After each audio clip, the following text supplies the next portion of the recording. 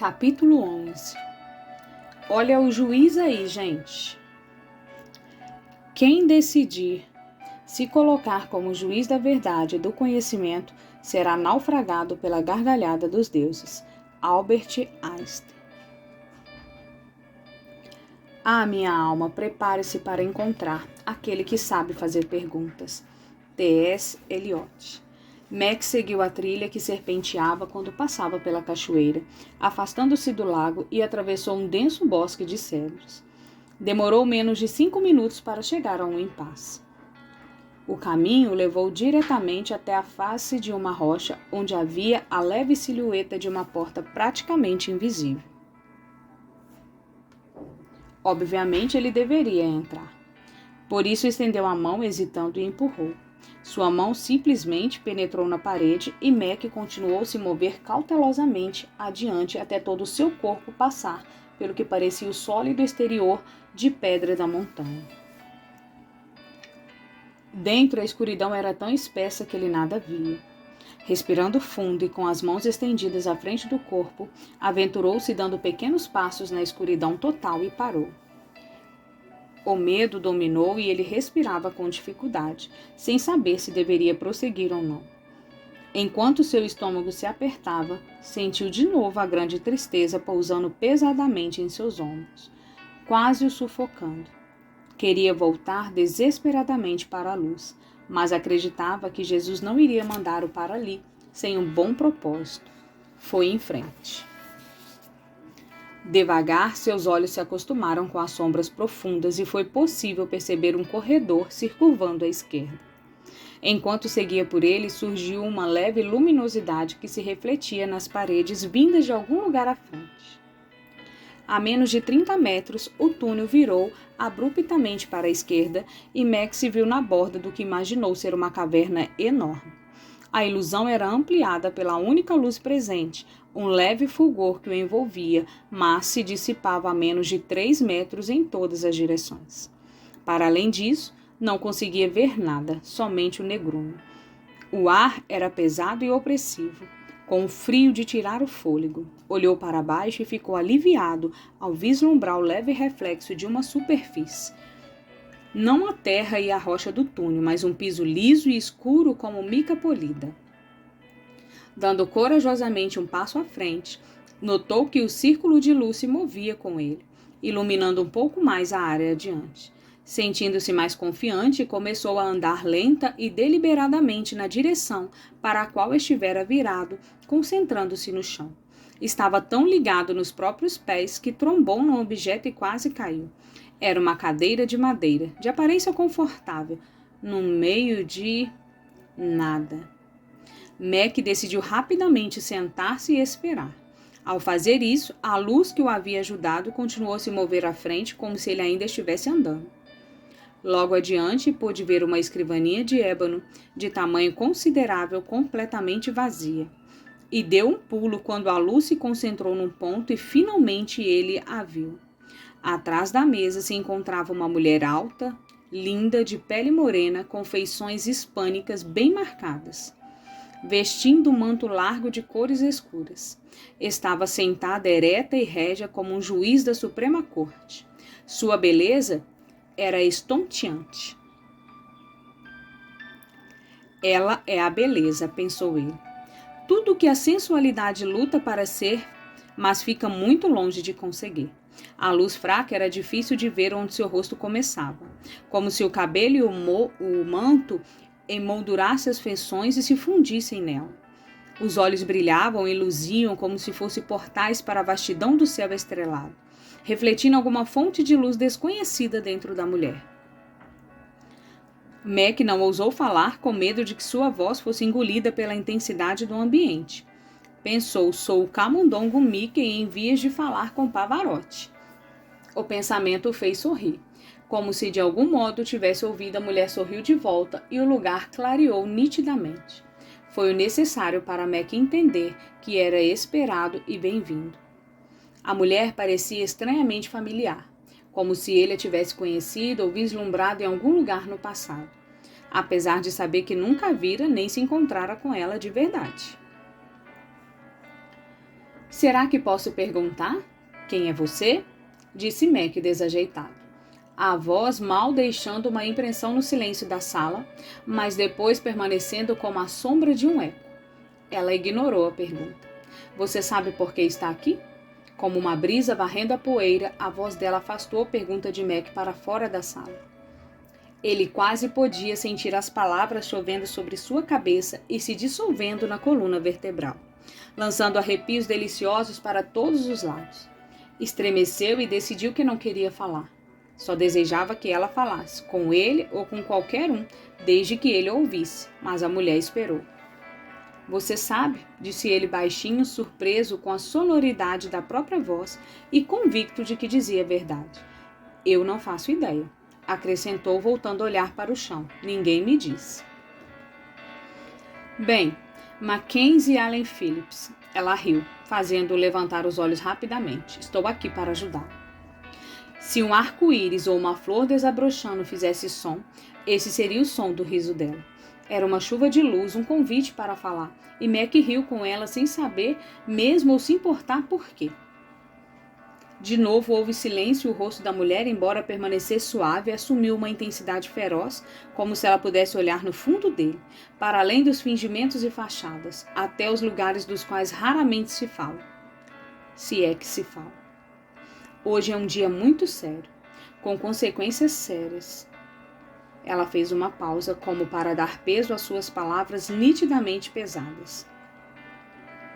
Mackenzie, você está aqui em parte por causa de seus filhos, mas também está aqui por meus filhos? Interrompeu Mac. Como assim? Estou aqui por causa dos meus filhos. Mackenzie, você ama seus filhos de um modo que seu pai jamais conseguiu amar você e suas irmãs. Claro que amo os meus filhos, todo pai ama os filhos, mas por que isso tem a ver com o motivo de eu estar aqui? Em certo sentido, todo pai ama os filhos, respondeu ela, ignorando a segunda pergunta. Mas alguns pais estão machucados demais para amá-los bem, e outros mal conseguem amá-los. Você deveria saber disso. Mas você ama seus filhos bem, muito bem. Aprendi muito disso com Nan. Sabemos, mas aprendeu, não foi? Acho que sim. Dentre os mistérios de uma humanidade ferida, este também é bastante notável. Aprender, permitir a mudança. Ela era calma como um mar sem vento. Então, Mackenzie, qual de seus filhos você ama mais? Mac sorriu por dentro. Era uma pergunta que ele se fizera muitas vezes sem encontrar resposta. Não amo nenhum mais do que os outros. Amo cada um de um modo diferente, disse escolhendo as palavras com cuidado. Explique isso, Mackenzie, pediu ela com interesse. Bom, cada um dos meus filhos é único, tem uma personalidade especial, e essa condição única provoca uma reação única em mim. Mac se recostou na cadeira. Lembro-me de quando John primeiro nasceu. Fiquei tão maravilhado com aquele ser tão pequeno e frágil que, na verdade, me preocupei, pensando se me restaria amor para o segundo filho. Mas quando Tyler chegou, foi como se trouxesse com ele um presente maravilhoso para mim, toda uma nova capacidade de amá-lo especialmente. Pensando bem, é como quando o papai diz que gosta de modo especial de alguém. Quando penso em cada um dos meus filhos individualmente, descubro que gosto especialmente de cada um. Muito bem, Mackenzie. A apreciação dela era tangível e ela prosseguiu, inclinando-se um pouco com um tom ainda suave, porém sério. Mas, e quando eles não se comportam, quando fazem escolhas diferentes da que você gostaria que fizesse, ou quando são agressivos e grosseiros? E quando eles o embaraçam na frente dos outros, como isso afeta seu amor por eles? Mac respondeu lenta e decididamente. Na verdade, não afeta. Ele sabia que estava sendo sincero, mesmo que algumas vezes Kate não acreditasse. Admito que isso me incomoda e algumas vezes fico sem graça ou com raiva, mas mesmo quando eles agem mal, ainda são meus filhos e serão para sempre. O que fazem pode afetar meu orgulho, mas não meu amor. Ela se recostou rindo de orelha a orelha. Você é sábio em termos de amor verdadeiro, Mackenzie. Muitos acreditam que é o amor que cresce, mas é o conhecimento que cresce. E o amor simplesmente se expande para contê-lo. O amor é simplesmente a pele do conhecimento. Mackenzie, você ama seus filhos que conhece tão bem, com um amor maravilhoso e verdadeiro. Meio sem graça com o elogio, Mac abaixou o olhar. Bem, obrigado, mas não sou assim com muitas outras pessoas. Meu amor tende a ser bastante condicional na maior parte do tempo. Mas isso é um começo, não é, Mackenzie? E você não ultrapassou sozinho a incapacidade de seu pai.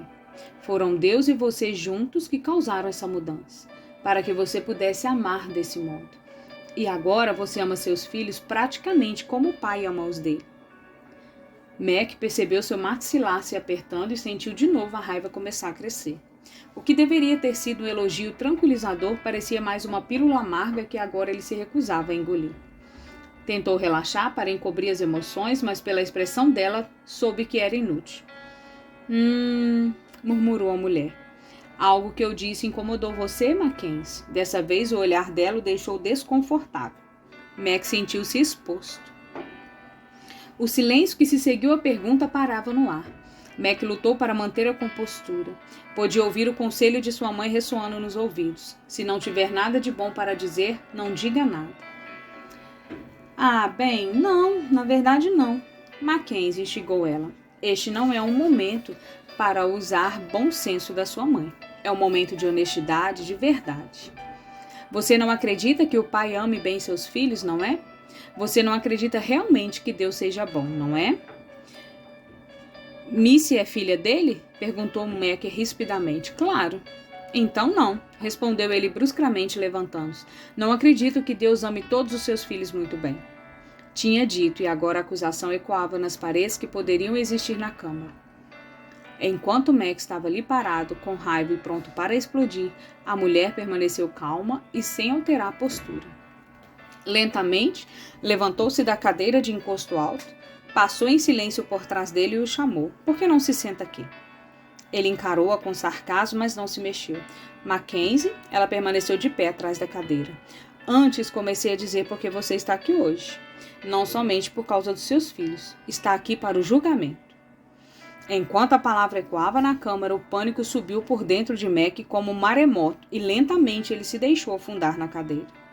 Lembranças se derramavam da mente como ratos fugindo da enchente e no mesmo instante ele se sentiu culpado. Segurou os braços da cadeira, tentando encontrar algum equilíbrio. Inundado por imagens e emoções, seus fracassos como ser humano subitamente se tornaram enormes, e no fundo da mente quase pôde ouvir uma voz entoando uma lista crescente e apavorante de pecados. Não tinha defesa, sabia que estava perdido. Mackenzie, começou ela, mas ele a interrompeu. Agora entendo. Estou morto, não estou? Por isso consigo ver Jesus e papai, porque estou morto. Ele se recostou e olhou para a escuridão, sentindo-se nauseado. Não acredito, não senti nada. Olhou para a mulher que o observava com paciência. Há quanto tempo estou morto? Mackenzie, lamento desapontá-lo, mas você ainda não caiu no sono no seu mundo. E acredito que sim. De novo, Mac interrompeu. Não estou morto? Incrédulo, levantou-se de novo.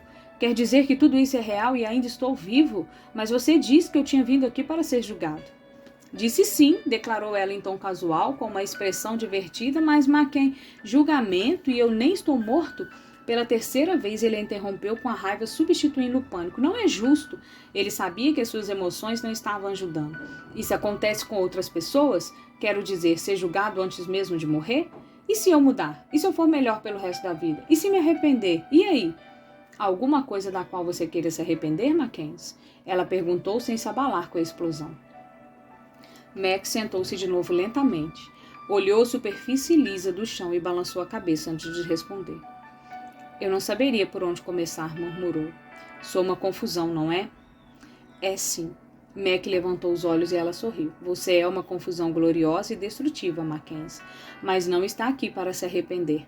Pelo menos não do modo como entende o arrependimento. Mackenzie, você não está aqui para ser julgado. Mas, interrompeu ele de novo, achei que você disse que eu vim aqui para o julgamento? Ela permaneceu fresca e pálida como uma brisa de verão enquanto completava a pergunta dele. Disse, mas você não está em julgamento. Mac respirou fundo, aliviado com as palavras. Você será o juiz. O nó no estômago retornou quando ele percebeu o que ela dissera. Por fim, baixou os olhos para a cadeira que o esperava. O quê? Eu? Fez uma pausa. Não tenho nenhuma capacidade de julgar. Não é verdade. Foi a resposta rápida.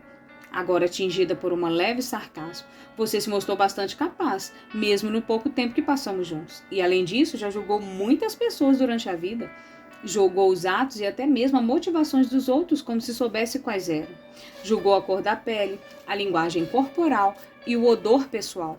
Julgou histórias e relacionamentos. Até julgou o valor da vida de uma pessoa segundo o seu conceito de beleza. Em todos os sentidos, você é bastante treinado nessa atividade.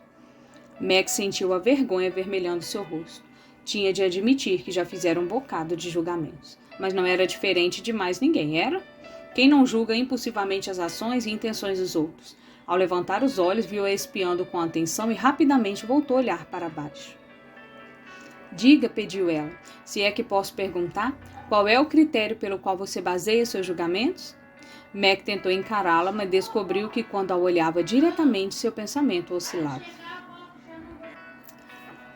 Teve de desviar os olhos para a escuridão do canto da sala, esperando recuperar o controle. Nada que pareça fazer muito sentido neste momento, admitiu finalmente com a voz embargada. Confesso que quando fiz aqueles julgamentos, eu me sentia bastante justificado, mas agora... Claro que sentia. Ela afirmou como uma declaração, como algo rotineiro, sem registrar sequer por um momento a evidente vergonha e perturbação dele. Julgar exige que você se considere superior a quem você julga. Bom, hoje você terá a oportunidade de colocar toda a sua capacidade em uso. Venha, disse ela, dando um tapinho no encosto da cadeira. Quero que se sente aqui, agora. Hesitando, ele foi obedientemente até ela e a cadeira que o esperava. A cada passo parecia ficar menor. Subiu com dificuldade na cadeira e sentiu-se infantil, os pés mal tocando o chão. E exatamente o que eu vou julgar? Perguntou, virando-se para olhá-lo. Não o quê? Ela foi para o lado da mesa. Quem? O desconforto de Mac crescia aos saltos e sentar-se numa cadeira solene e grande demais não ajudava. Que direitos ele tinha de julgar alguém? Claro, de certa forma era culpado de julgar praticamente todo mundo que conhecera e muitos desconhecidos. Mac sabia que era totalmente culpado de ser egocêntrico. Como é que ele ousava julgar alguém? Todos os seus julgamentos haviam sido superficiais, baseados nas aparências e nos atos, motivados por preconceitos, estado de espírito ou por sua necessidade de se sentir melhor ou superior. Estava começando a entrar em pânico. Sua imaginação, ela interrompeu seus pensamentos. Não vai ajudá-lo muito neste momento. Não brinca, Sherlock. Ele pensou ironicamente, mas tudo que saiu na sua boca foi: não posso fazer isso. Sua capacidade de fazer isso ou não ainda não foi determinada, disse ela com um sorriso. E meu nome não é Sherlock. Max sentiu-se grato pela sala escura que escondia seu embaraço. O silêncio que se sentiu pareceu mantê-lo cativo por muito mais tempo do que os poucos segundos necessários para encontrar a voz e finalmente fazer a pergunta. Então quem devo julgar? Deus. Ela faz uma pausa. E a raça humana. Disse como se isso não tivesse importância especial. As palavras simplesmente rolaram de sua língua como se fosse um acontecimento cotidiano. Mac ficou aparvalhado. Você só pode estar brincando, exclamou. Por que não? Sem dúvida, há muitas pessoas no seu mundo que você acha que merecem julgamento. Deve haver pelo menos algumas culpadas por boa parte da dor e do sofrimento, não é? Que tal os gananciosos que exploram os pobres do mundo? Que tal os que promovem as guerras? Que tal os homens que agridem as mulheres, Mackenzie? E que tal os pais que batem nos filhos sem qualquer motivo, além de aplacar seu próprio sofrimento? Eles não merecem julgamento, Mackenzie? Mac percebia a profundidade de sua raiva não resolvida subir como um jorro de fúria. Afundou na cadeira, tentando manter o equilíbrio abalado por um tiroteio de imagens, mas podia sentir o controle se esvaindo. Seu estômago deu um nó enquanto ele fechava os punhos com a respiração curta e rápida. E que tal o homem que é um predador de menininhas inocentes? Que tal ele, Mackenzie? Esse homem é culpado? Ele deve ser julgado? Deve, gritou Mac. Deve ser mandado para o inferno. Ele é culpado da sua perda? É. E o pai dele, o homem que deformou o filho até que ele se transformasse num terror? E ele? Ele também. Até onde devemos voltar, Mackenzie? Esse legado de deformação remota até Adão? E ele? Mas por que pararmos aqui? E Deus? Deus começou essa coisa toda. Deus deve ser culpado. Max estava tonto, não se sentia de modo algum juiz, e sim um réu sendo julgado. A mulher não se aplacava. Não é aí que você está travado, Mackenzie? Não é isso que alimenta a grande tristeza? O fato de não poder confiar em Deus? Sem dúvida, um pai como você pode julgar o pai. De novo a raiva dele subiu como uma chama gigantesca. Queria golpear alguma coisa, mas ela estava certa e não havia sentido em negar. A mulher prosseguiu. Sua reclamação não é justa, Mackenzie? O fato de Deus ter fracassado com você, ter fracassado com Miss? O fato de antes da criação Deus saber que um dia sua Miss seria brutalizada e mesmo assim a ter criado? E depois permitir que aquela alma deturpada arrancasse de seus braços amorosos quando ele tinha poder para impedir? Deus deve ser culpado, Mackenzie. Mac olhava para o chão com uma alavanca de imagem empurrando seus sentimentos em todas as direções. Por fim, ele falou mais alto do que pretendia e apontou o dedo diretamente para ela. Sim, a culpa é de Deus. A acusação parou no ar, enquanto o martelo de juiz batia em seu coração. Então, disse ela em tom definitivo, se você pode julgar Deus com tanta facilidade, certamente pode julgar o mundo. Sua voz não expressava emoção. Você deve escolher 2 de seus filhos para passar a eternidade no novo céu e na nova terra de Deus, mas apenas 2. O quê? Explodiu ele incrédulo. E você deve escolher 3 filhos para passar a eternidade no inferno. Mac não podia acreditar no que estava ouvindo e começou a entrar em pânico. Mackenzie, agora a voz dela veio tão calma e maravilhosa quanto na primeira vez em que ele a havia escutado. Só estou lhe pedindo para fazer uma coisa que você acredita que Deus faz. Ele conhece todas as pessoas já concebidas e muito mais profundo e claramente do que você jamais conhecerá seus filhos.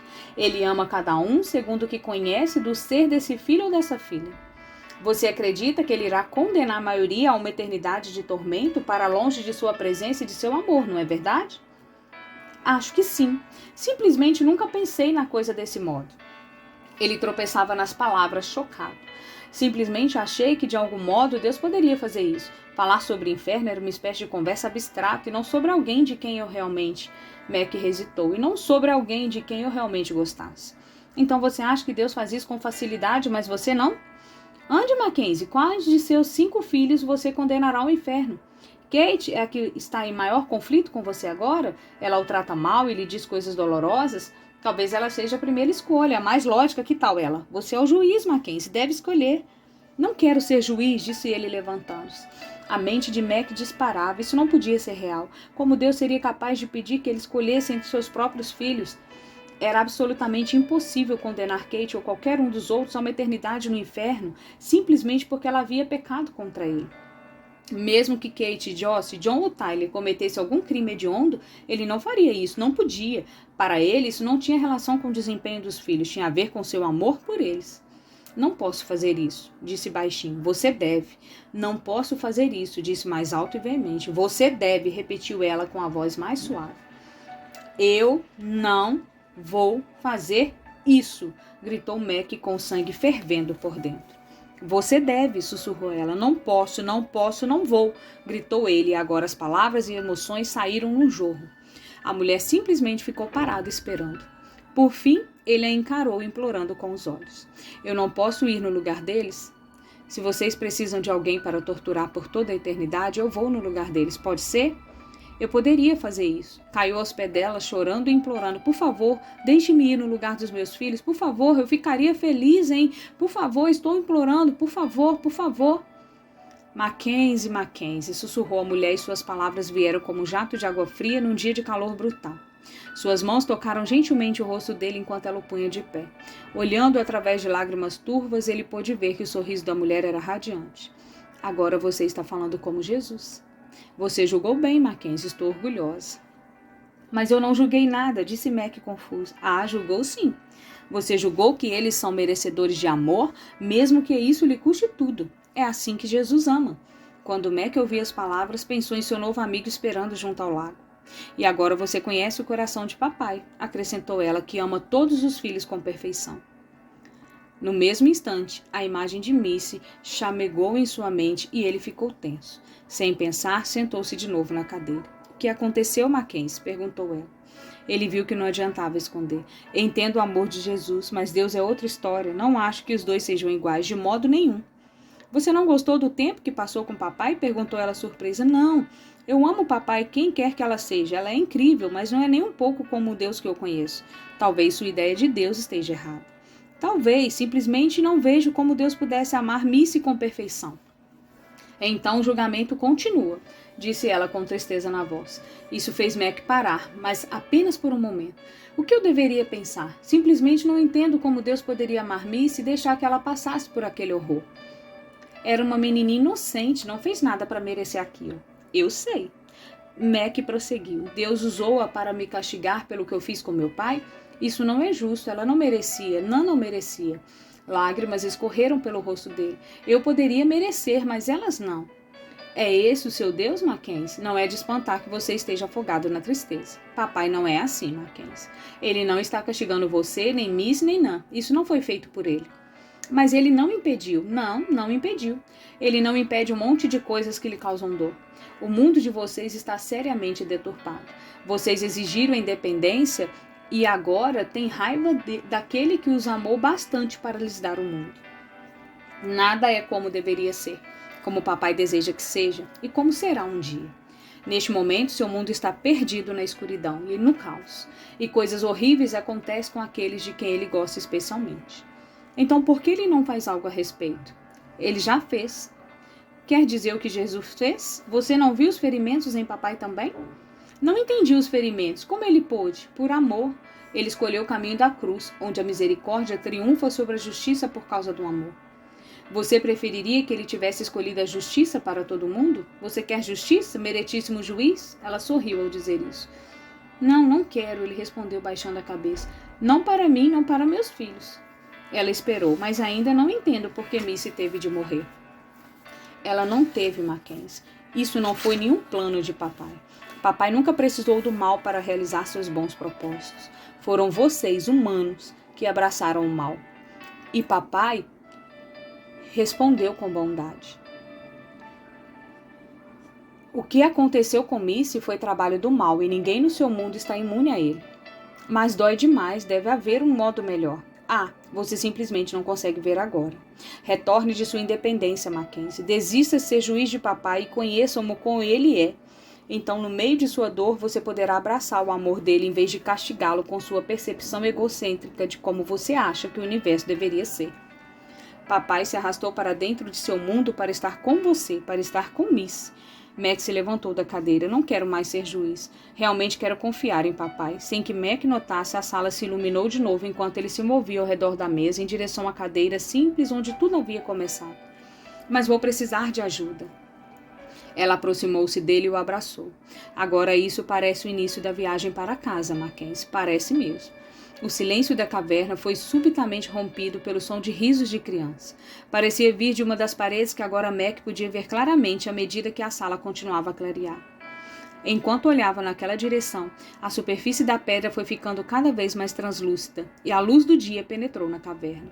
Espantado, Mac olhou pela névoa e finalmente conseguiu vislumbrar as formas vagas de criança brincando à distância. O som parece ser dos meus filhos, exclamou perplexo. Enquanto ia em direção à parede, a névoa se dividiu como se alguém tivesse aberto uma cortina e ele estava inesperadamente olhando para uma campina na direção do lago. Na sua frente estava o pano de fundo das montanhas nevadas, perfeitas em sua majestade, vestidas com florestas densas, e aninhado ao pé a cabana onde ele sabia que papai Saraiu estaria à sua espera. Um riacho largo surgia bem à sua frente e desaguava no lago junto aos campos de flores. Os sons de pássaros estavam em toda parte e o perfume doce do verão pairava intenso no ar. Tudo isso Mac viu, ouviu e cheirou num instante, mas então seu olhar foi atraído para o grupo brincando perto do lugar onde o rio desaguava no lago, a menos de 50 metros dali. Viu seus filhos, John, Tyler, Joss e Kate, mas espera, havia mais alguém. Ofegante, tentou focalizar melhor. Moveu-se na direção dele, mas foi pressionado contra uma força que não via, como se a parede de pedra ainda estivesse ali à sua frente, invisível. Então ficou claro.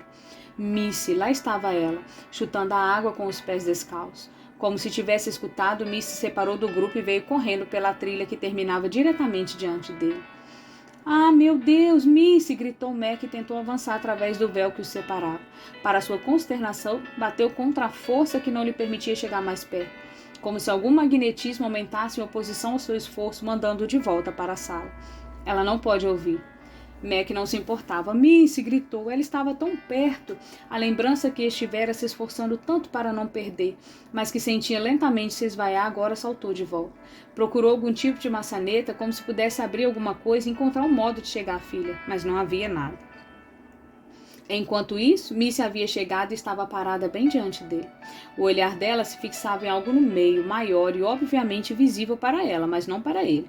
Finalmente, Mac parou de lutar contra o campo de força e virou-se para a mulher. Ela pode me ver? Ela sabe que estou aqui? Perguntou desesperado. Ela sabe que você está aqui, mas não pode vê-lo. Do lado onde se encontra, Missy está olhando para a linda cachoeira e nada mais. Porém, sabe que você está atrás dela. Cachoeiras, exclamou Mac rindo. Ela adora cachoeiras. Agora Mac se concentrou na filha, tentando memorizar de novo cada detalhe de sua expressão, do cabelo e das mãos. Enquanto ele fazia isso, o rosto de Miss se abriu num sorriso enorme, com as covinhas se destacando. Em câmera lenta, ele pôde ver sua boca falando sem som.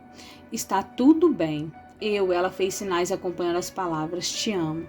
Era demais e Mac chorou de alegria. Mesmo assim, não conseguia parar de olhá-la.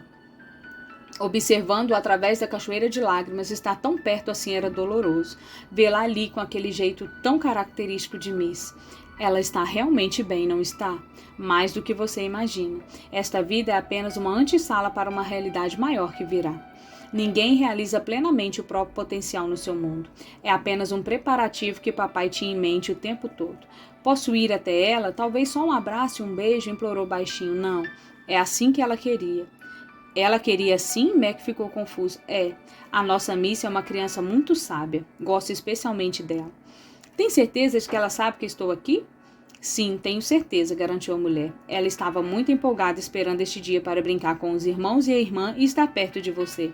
Ela gostaria que a mãe também estivesse aqui, mas isso terá de esperar outra ocasião.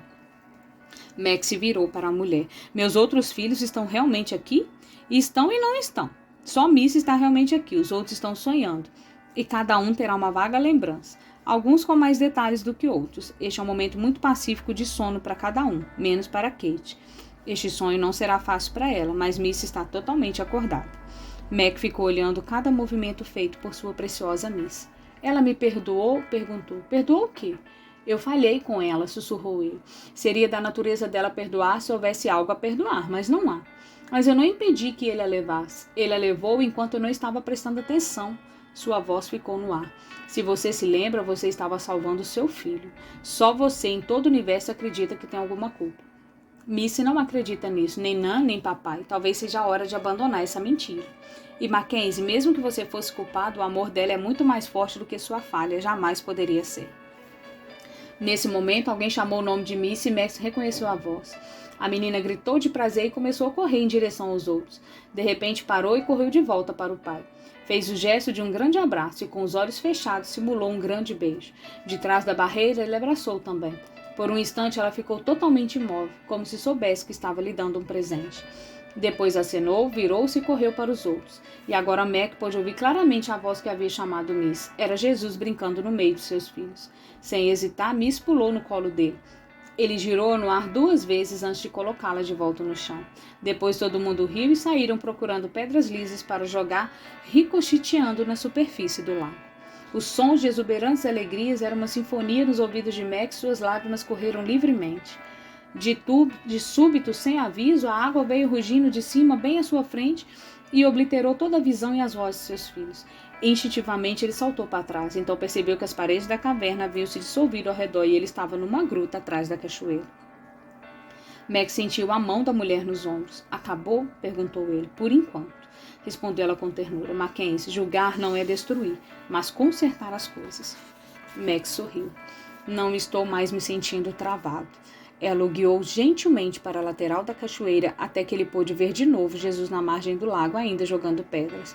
Acho que alguém está esperando você. As mãos dela apertaram seus ombros com suavidade, depois ela o soltou e, sem olhar, Max soube que ela foi embora.